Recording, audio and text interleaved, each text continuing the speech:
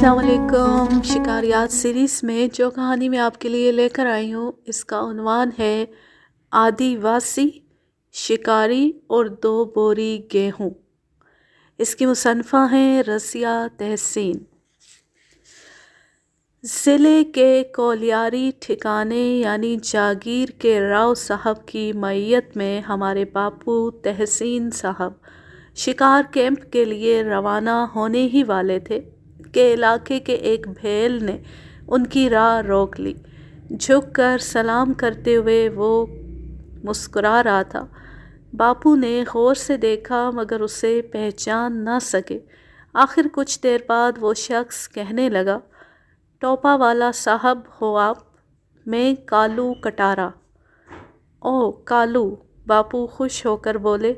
कुछ मज़ीद गुफ्तगू के बाद जब बापू रवाना होने लगे तो भेल ने दरख्वास्त की, 2 बोरी गेहूँ लाया हूँ हुजूर, बच्चों के लिए, ले पिधारो।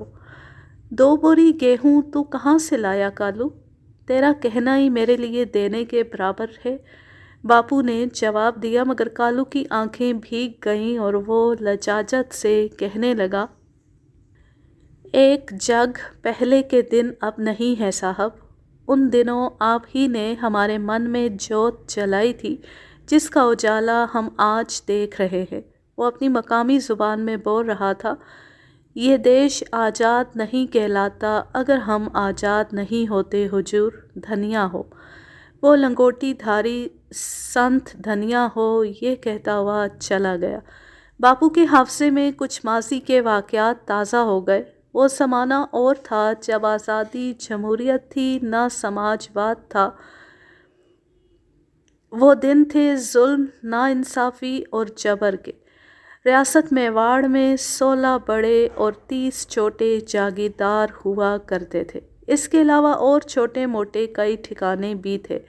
16 बड़े 16वें उमरा और 32 छोटे 32 से कहलाते थे। कालू कटारा एक 32 से जागीरदार की रैयत में से था। उस जागीरदार को राजा राणा का खिताब भी रियासत ने दे रखा था। ये जागीर एक जंगली और पहाड़ी इलाके पर मुश्तमिल थी जहाँ पहुँचने के लिए पैदल या घोड़े पर जाना पड़ता था। ये राजा राणा दरबार की हाज़िरी और दीगर कामों के लिए उदयपुर आया जाया करता था। बापू उस दौर में उदयपुर रियासत के लिए असला और ज़रूरियात के इजारा फ़रोश थे, लिहाजा वो बंदूक और कारतूस की ख़रीद के लिए बापू के पास भी आते रहते थे।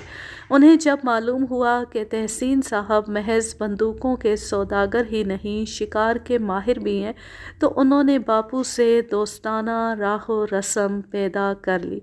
धीरे धीरे ये गहरे रब्त में बदल गई। अब जब भी राजा राणा साहब बापू से मिलते यही फरमाइश करते, मेरे जंगल में शिकार के लिए आओ। 30-35 मील पहाड़ी इलाका पार करके उस जागीर में पहुंचना बड़ी टेढ़ी खीर थी। लिहाजा बापू इस फरमाइश को किसी तरह टालते रहे थे, लेकिन राजा राणा ज़िद पर अड़ गए, यहाँ तक कि बापू को आखिर हाँ करना ही पड़ी। मुकर्ररा दिन 6 घोड़ों के साथ राजा राणा के आदमी उदयपुर से बापू को लेने के लिए आ पहुँचे। बापू बतलाते हैं कि 30-35 मील का वो दुश्वार गुजार सफ़र उन अफराद ने पैदल ही तय किया था।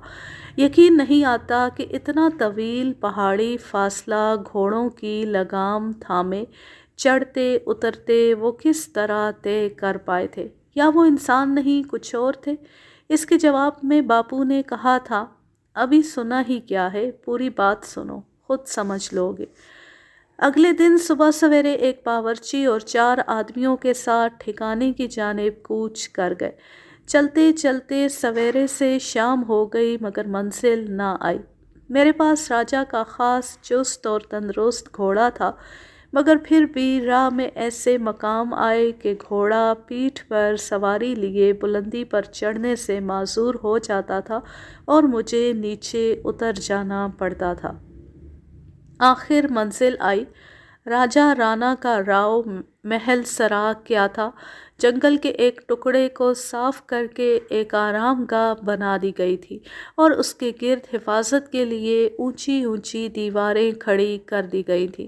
راجہ رانا کافی خوش تھے۔ نیند سے بوجھل آنکھوں سے وہ جھروکے سے شکاری مہمانوں کو دیکھ رہے تھے۔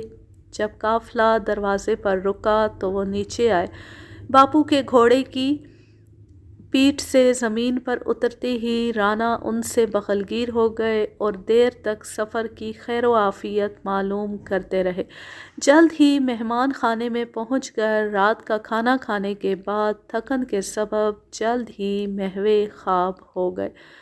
آفتاب کی شعاعیں جاگ اٹھیں مگر سونے والے شعاعوں سے اس وقت تک چشم پوشی کرتے رہے جب تک کہ مزید تھکان دور نہ ہو گئی اور کھانے کی خواہش سر اٹھانے لگی۔ اٹھ کر ضروریات سے فارغ ہونے، نہانے اور کھانے پینے کے بعد بھی اس دن کوئی کام سوائے آرام اور باتیں کرنے کے نہیں ہوا۔ دوسرے دن راجہ رانا شکار کی کھوج خبر لانے کے لیے مقامی قبائل کو بلوا بیٹھے۔ متعدد اشخاص ہاتھ جوڑے آ کھڑے ہوئے۔ رانا نے انہیں مروڑ پہاڑی پر شکار کی معلومات کے لیے ہدایت دے کر بھیج دیا۔ نصف شب میں گھر سے روانہ ہو کر یہ لوگ پو پھٹتے پھٹتے مروڑ کی پہاڑوں پر چڑھ چکے تھے۔ کئی منتخب مقامات پر بکھر کر بیٹھ گئے اور نیچے ڈھلان میں اپنی تربیت یافتہ نگاہوں سے جنگل کا جائزہ لینے لگے۔ انہیں دراصل تیندوے، سور، ریچھ، سانبر وغیرہ کی گزرگاہ کی ٹو لینی تھی۔ صبح ہوتے ہوئے انہیں جانور نظر آنے لگے جن کا ان کی نظریں تعقب کرنے لگیں تاکہ ان کی کمین گاہ کا پتہ چل جائے۔ جن جن دروں میں جانوروں کی پناہ گاہوں اور ٹھکانوں کا پتہ چل گیا وہاں کچھ افراد تعینات کر دیے گئے اور باقی لوگ رانا کو خبر پہنچانے راؤ لوٹ آئے۔ پہلی اطلاع سانبر اور ریچھوں کے متعلق تھی۔ خبر ملتی ہی تیاریاں شروع ہو گئی۔ پہاڑوں کی چڑھائی پر ٹھنڈے پانی کے انتظام کے لیے کمہاروں اور شکار کی ہانک کے لیے بھیل قبائل کو ذمہ دار بنایا گیا۔ انہیں وقت سے پہلے اپنی ڈیوٹی سنبھال لینی تھی۔ شکار کا قافلہ روانہ ہو گیا۔ دوپہر میں سنہری کرنیں گھنے سبز درختوں کی ٹہنیوں پتوں سے پھسل پھسل کر زمین پر پڑ رہی تھی۔ گھوڑوں کی ٹاپوں سے گونجتی پہاڑی فضا سہمی سہمی سی لگتی تھی۔ دیر تک سفر جاری رہا۔ قافلہ جب تلہٹی میں پہنچ گیا تو گھوڑے پیڑوں سے باندھ دیے گئے، کچھ لوگ ان کی نگرانی پر لگا دیے گئے اور باقی لوگ پہاڑی پر چڑھنے لگے۔ دوپہر کی ہلکی ہلکی تمازت میں جنگل کی شادابی، پھلوں اور پھولوں کی نم آلود مہک نے شامل ہو کر ایک خوشگوار کیفیت پیدا کر دی تھی۔ تھوڑے تھوڑے فاصلے پر ٹھنڈے پانی کے کوزے اور گھڑے لیے کمہار موجود تھے۔ اس پانی میں مٹی کی سوندھی سوندھی بو آ رہی تھی۔ پہاڑ کی چوٹی پر جا کر جو دیکھا تو معلوم ہوا کہ دوسری جانب سپاٹ گھاٹی میں جنگل پھیلا ہوا ہے۔ جس مقام پر شکار کے لیے بیٹھنا تھا وہ ایک عمودی ڈھلان پر واقع تھا۔ راجہ رانا خود شکار نہیں کرنا چاہتے تھے، ان کے پاس بندوق بھی نہیں تھی، مگر ان کے ایک مہمان جو خود شکار کھیلنے کے متمنی تھے انہیں باپو کے ہمراہ بٹھا دیا گیا۔ باپو کے پاس 2 رائفلیں تھیں، ڈبل بیرل 500 کو وہ خود تھامے ہوئے تھے اور دوسری بندوق وہی کالو کٹارا سنبھالے ہوئے تھا جس کا ذکر اس قصے کی ابتدا میں ہے اور جو کہ باپو کو اسی دن سے پسند کرنے لگا تھا۔ شکاری اپنی اپنی جگہ لے چکے تھے، لہٰذا ہانکے والوں کو ہانکا شروع کرنے کی ہدایت دے دی گئی۔ جنگل کی خاموشی میں ہلچل پیدا ہو گئی۔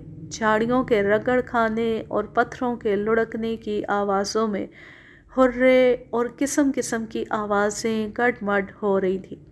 کہیں تالیاں بجتی تھیں، کہیں زمین پر لاٹھیاں پیٹی جا رہی تھیں۔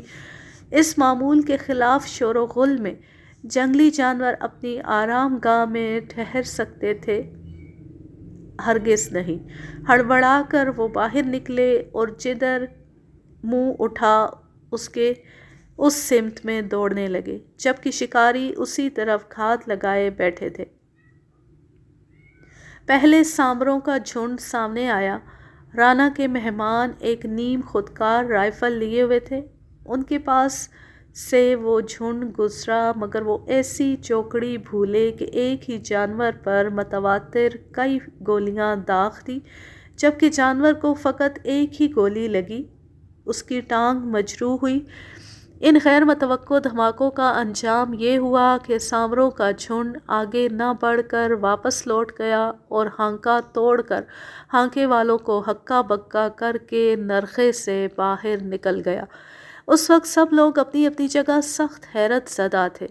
ہانکے کے محتمم کمال خاں کی تیوریاں چڑھی، مگر اپنا غصہ اتارنے کے لیے کسی کو قریب نہ پایا۔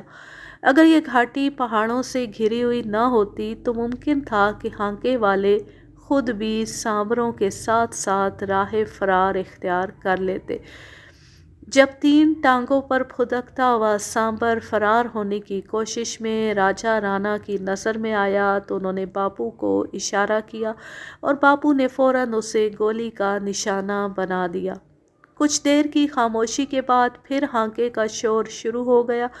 جس ڈھلان پر باپو تھے اس سے کافی قریب نیچے سے گزرتا ہوا ریچھ نظر آ رہا تھا۔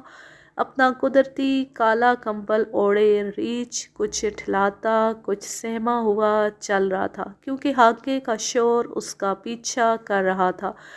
گھاٹی ڈھلان کے نیچے باپو کی نشست گاہ سے وہ تقریباً 150 گز دور تھا کہ باپو کی بندوق چل گئی۔ دھماکے سے گھاٹی گونج اٹھی، ساتھ ہی ہانکے کا شور بھی تھم گیا۔ ریچھ اس کے بعد ایک قدم بھی آگے پیچھے نہ ہو سکا اور جہاں کا تہاں ڈھیر ہو گیا۔ گولی اس کی ایالوں میں سر اور گردن کے درمیان لگی تھی۔ ریچھ کا گرنا تھا کہ کمال خاں اپنی جگہ اچھل پڑا۔ واہ کیا گولی لگائی ہے، اس کے منہ سے نکلا۔ راجا کی آنکھیں بھی تعریف و خوشی کے جذبے سے چمک اٹھی، مگر کالو کٹارا حیرت زدہ اور خاموش تھا۔ کچھ لمحوں بعد جو ہی خیال ہوا کہ مردہ جانور کو اٹھا لینا چاہیے، ریچھ کے جسم میں حرکت ہوئی۔ ظاہر ہے سبھی چونک اٹھے۔ دوسرے لمحے کیا دیکھتے ہیں کہ ریچھ کی پیٹھ سے کوئی ویسا ہی چھوٹا جسم پھسل کر نیچے آ گیا جو کہ بلی کے برابر ہوگا۔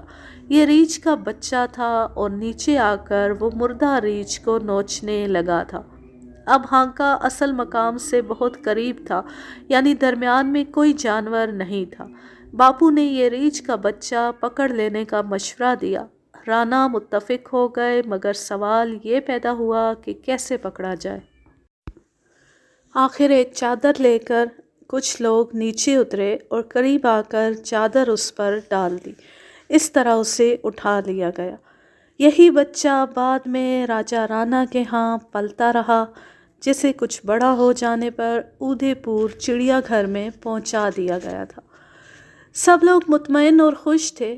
شکار بھی ہوا اور تفریح بھی۔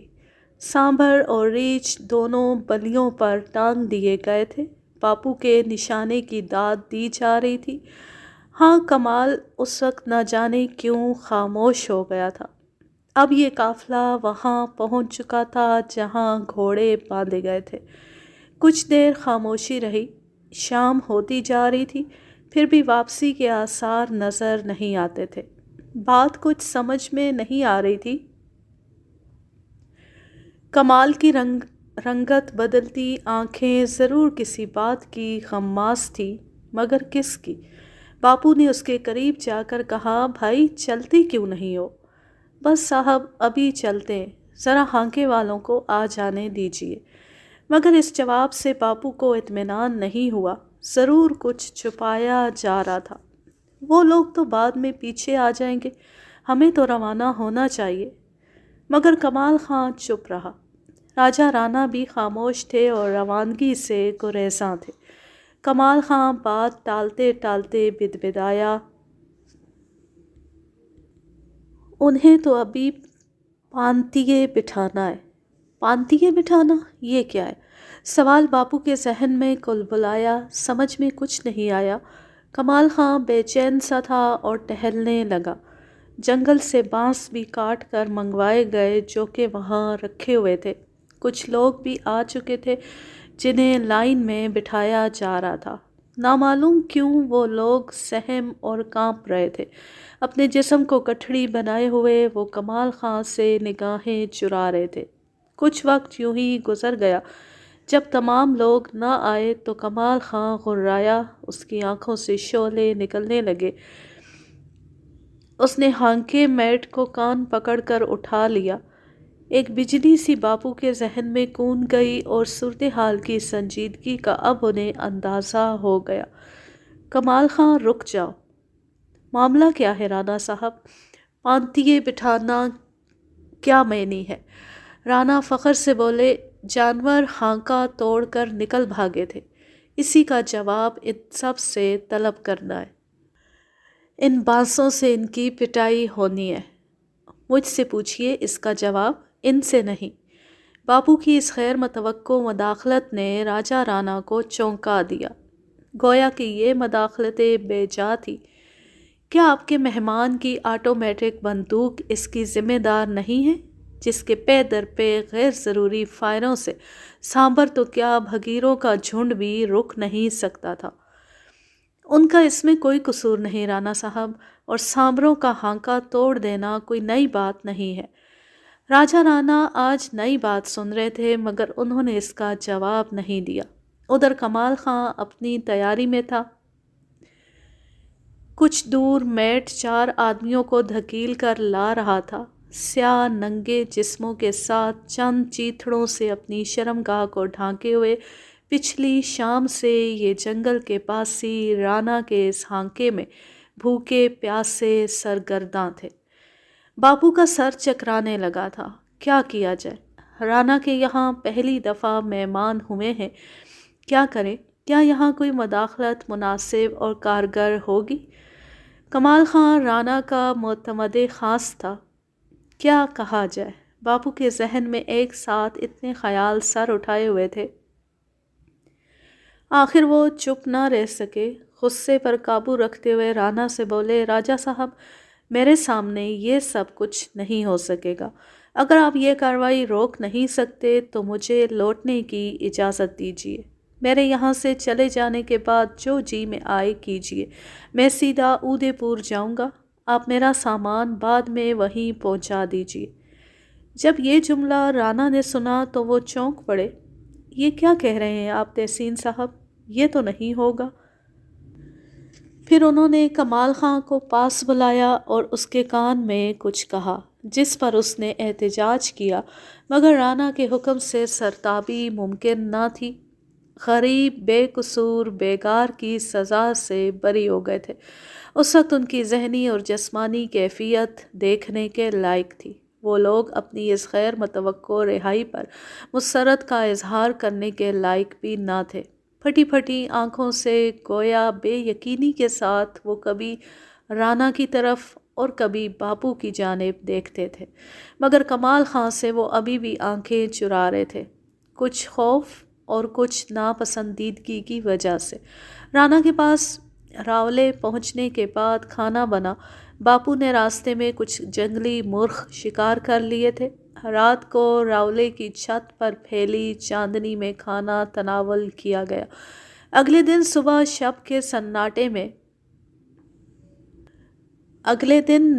شب کے سناٹے میں گوشت نوچنے اور کھائے جانے کی آوازوں نے باپو کو نیند سے جگا دیا۔ رات کے سناٹے میں یہ آوازیں عجیب سی معلوم ہو رہی تھیں، ساتھ ہی پراسرار بھی۔ آخر باپو نے جھروکے سے نیچے جھانکا تو پچھواڑے سے کچھ ہی فاصلے پر کئی جانور کسی مردہ جانور کو نوچتے کھاتے نظر آ رہے تھے۔ یہ کون سا جانور ہو سکتا ہے اور اسے کس نے مارا ہوگا؟ باپو بستر سے اٹھ کھڑے ہوئے۔ ہوا کے جھونکوں کے ساتھ گوشت کی بو آ رہی تھی۔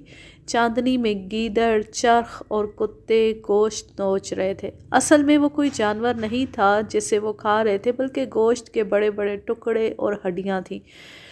ماجرا کیا ہے؟ اس پر غور کرتے ہوئے باپو دوبارہ سو گئے تھے، مگر صبح اٹھتے ہی انہوں نے اس کی انکوائری شروع کر دی۔ ایک ملازم سے معلوم ہوا کہ کام میں لینے کے بعد بچا ہوا سارا گوشت یہاں اسی طرح پھینک دیا جاتا ہے۔ باپو کا سوال تھا مگر اس کا جواب ملازم کے پاس نہیں تھا۔ انداتا جانے صاحب۔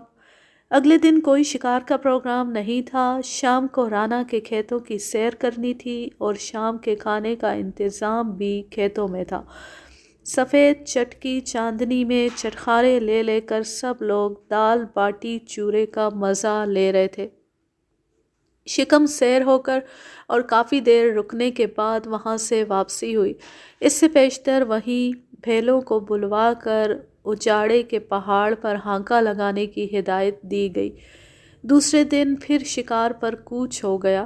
پہاڑ کی تلہٹی میں پہنچ کر اور گھوڑوں سے اتر کر شکاری ٹولی پہاڑ پر چڑھ گئی اور ایک جگہ منتخب کر لی گئی۔ ہانکا آج بڑی تندہی سے لگ رہا تھا۔ گھیرا آخر تک نہیں ٹوٹ سکا تھا۔ 2 سانبر اور 1 چوسنگا اوپر ہی شکار ہو گئے اور اجاڑے کی نال میں پہنچ کر 2 سور بھی مار لیے گئے۔ راجہ صاحب اور ساتھی کافی مستی میں تھے۔ باپو کے نشانے کے وہ بہت قائل ہو چکے تھے۔ راجہ صاحب کو کافی مسرور اور خوش دیکھ کر آخر باپو نے دل کی بات ان سے کہہ ہی ڈالی۔ پچھلی رات نیند ٹوٹ جانے کے بعد رات سے انہیں پریشان کر رہی تھی۔ راجہ صاحب سن کر فوراً راضی نہ ہو پائے تھے اور بحث کرنے لگے تھے، مگر آخر میں وہ یہ کہنے پر مجبور ہو گئے، اچھا بابا، آپ کی جو جی میں آئے وہ کر لینا، اپنے ہی ہاتھ سے تقسیم کر دینا۔ یہ آخری جملہ سب نے صاف طور پر سنا تھا مگر کسی کو اس کی وضاحت کی جرأت نہیں تھی۔ راولے پہنچ کر راجہ نے کمال خاں کو ہدایت دی کہ ہانکے والوں کو روکے رکھیں اور شکار صاف ہو جانے پر انہیں مطلع کیا جائے۔ کمال خاں کچھ نہ سمجھ پایا تھا۔ شکار صاف ہو جانے پر رانا کو اس کی اطلاع دے دی گئی تھی۔ رانا نیچے پہنچے، باورچی کو بلوایا گیا، خود رانا کرسی پر بیٹھ گئے اور باقی کام باپو پر چھوڑ دیا گیا۔ سب لوگ گھیرا بنائے بیٹھے تھے۔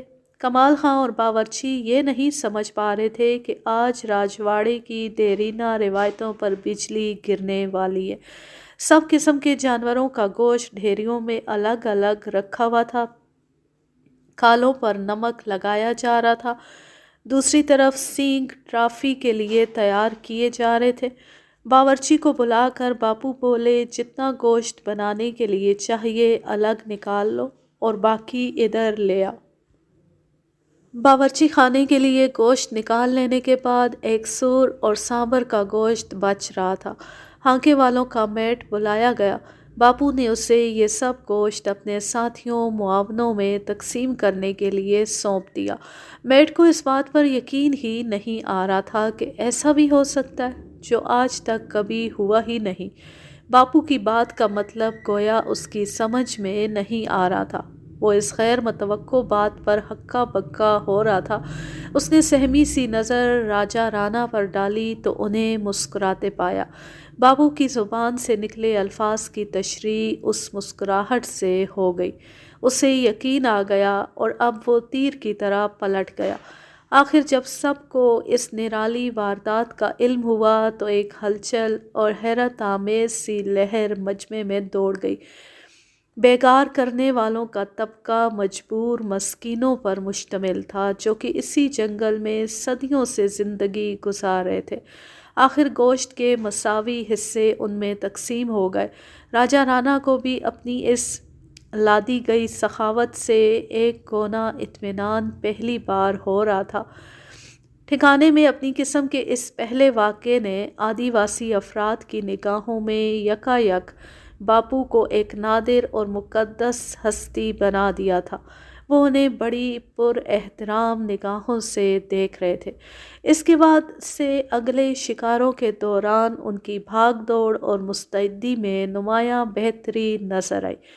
اب یہ لوگ اپنی بیگار کو خوشی کے ساتھ کرتے نظر آ رہے تھے۔ باپو کو ٹوپا والا صاحب کہنے لگے تھے۔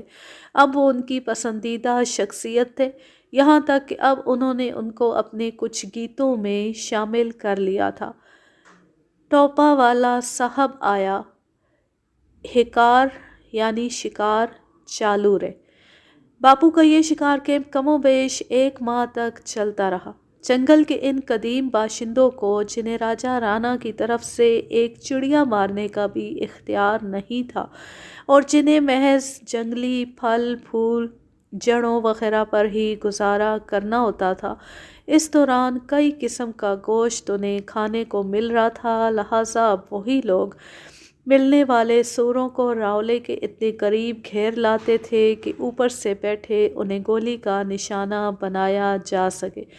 باپو ان لوگوں کی خاطری صبح سیر پر جاتے ہوئے بھی رائفل ساتھ لے جانے لگے تھے اور راہ میں اگر کوئی سور نظر آ جاتا تو اسے شکار کر لیتے۔ گولی کی آواز سن کر وہ شکار لینے دوڑ آتے تھے، کیونکہ انہیں معلوم ہو گیا تھا کہ وہ انہی کے لیے شکار ہوا ہے۔ گوشت تقسیم ہونے کی یہ نئی رسم آئندہ بھی جاری رہی اور اس میں ایک نئی شک یہ لگی کہ کلالوں یعنی مے فروشوں پر بھی، جو پہلے بیگار سے بری تھے، گوشت ملنے کے ساتھ بیگار عائد ہو گئی اور اسی گوشت کے عوض ان پر ان بن باسیوں کو بنا دام شراب پلانے کا بھی حکم نافذ ہو گیا۔ اس کہانی کا ماخذ ہے شکاری، شکار اور جنگل سے پیار، رضیہ تحسین، دہلی، سن 2000۔ اب میں لیتی ہوں آپ سے اجازت، جہاں رہیں خوش رہیں، شاد و آباد رہیں، ہنستے مسکراتے رہیں، اور فلو والی اس آواز کے لیے بہت معذرت۔ اللہ حافظ، اللہ نگہبان۔